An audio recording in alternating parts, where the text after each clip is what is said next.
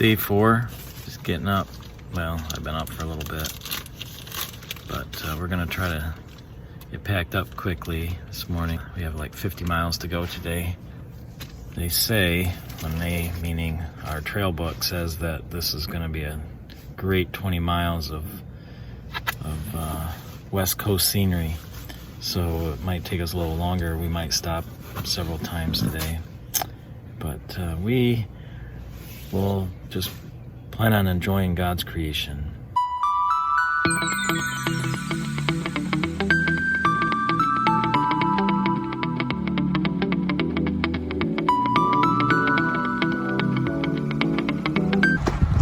We're on this nice Lakeshore Drive trail all the way to Grand Haven along Lake Michigan.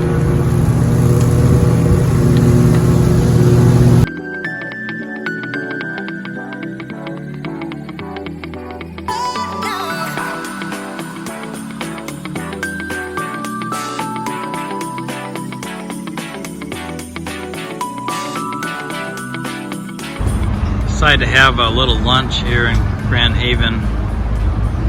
It's a nice little area to take our shoes off, watch some boats coming in and out of the channel.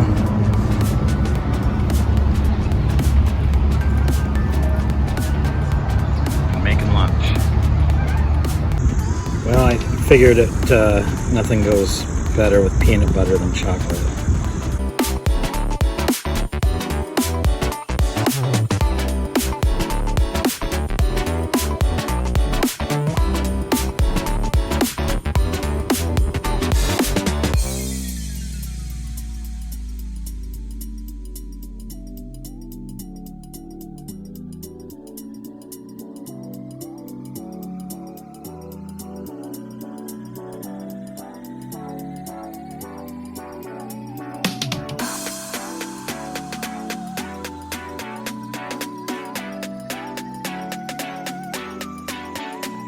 We are beat and we were hungry, so I did the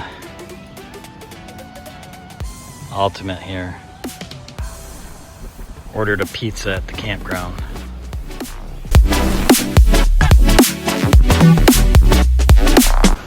Well, we just ate and now we are going to go into that nice little lake right there. I'm sure it will be refreshing.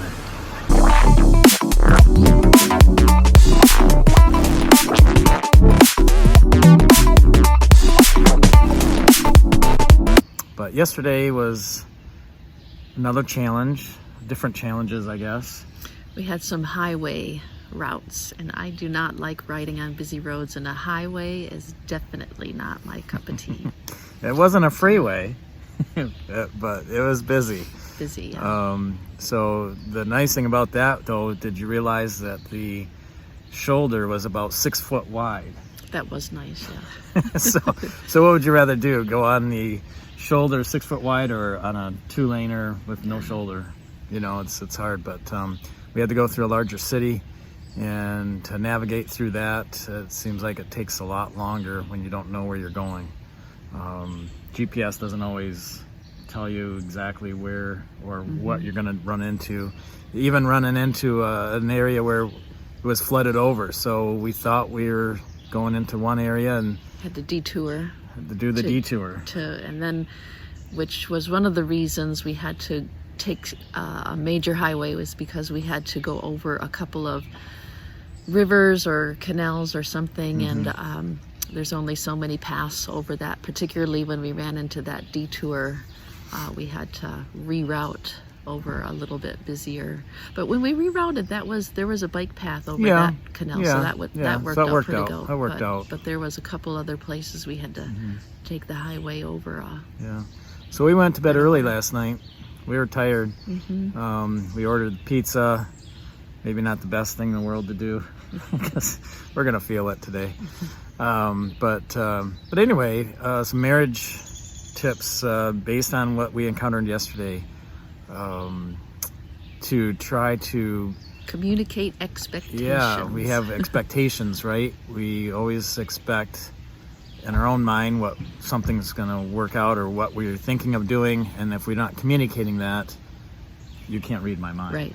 Right, because we usually have a pretty good system where we ride side by side, or I follow Mark. In fact, when he doesn't have the trailer and we're riding on a safe rail trail, I usually will draft, and Mark's a pretty good leader. He signals when he's stopping, turning, whatever, danger ahead, slow down, and we kind of switch roles because Mark likes me to ride up front when it's a busy highway. Yeah, I keep her abreast of cars coming up or cars not moving over, something like that with my mirror. Yeah, he carries a mirror, and so if he's behind me, I can hear him better. Plus, if someone were to hit us, I'd rather them hit me first, and versus Kathleen. So. But I'm more of a cautious rider, and Mark's a little more risky. So a risky person following a cautious person who's not used to being up front leading. We didn't effectively communicate some expectations. Yeah, so we probably should have stopped and said, okay, this is how we're going to communicate, this route, because there was one time when the light turned yellow, and in my mind, I think yellow means go through cautiously. And I was expecting yellow means to stop, and I expected Mark would be watching the traffic light rather than me, but since I didn't signal the stop, we almost had a little collision. So we made it through, and luckily I have some pretty good brakes on my bike. But there's other things we've done for effective communication with expectations, like we would go to events, whether it be holiday family gatherings or friend's house or different things, and we both knew what time that either the function started or time the meal was going to start. Sometimes with family holidays, they would say meals at whatever time, and you can come before and hang out for a while. And my thought was, when things like that happen, I think about, I'm a big Cowboys fan, so I think about, okay, as long as we either come back or watch the game there or come back before we... Yeah, he needs to time it out, so we're either there early enough for the game to start or wait to go until after the game's over.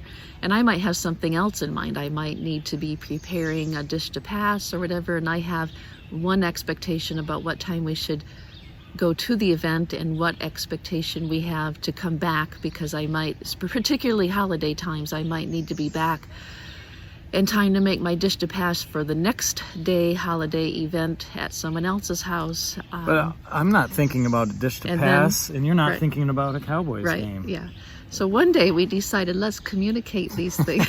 It took a long time to figure that out. You would think that would be a no-brainer, but we would say, okay, these are the holiday events we have coming up this weekend. Like particularly Christmas can be busy. We have all of our family is in town, so we communicate about what events we're going to, what time we'd like to go, what dishes to pass we're making, when we need to get to the store for those ingredients, how long it's going to take, what time the Cowboy game will start and end. So it's just pre-planning, really. And then it made our life much easier once we communicated what I was expecting and what he was expecting. It just rolled so much smoother. All right, well, let's get going to our next destination, which is Pentwater, Michigan.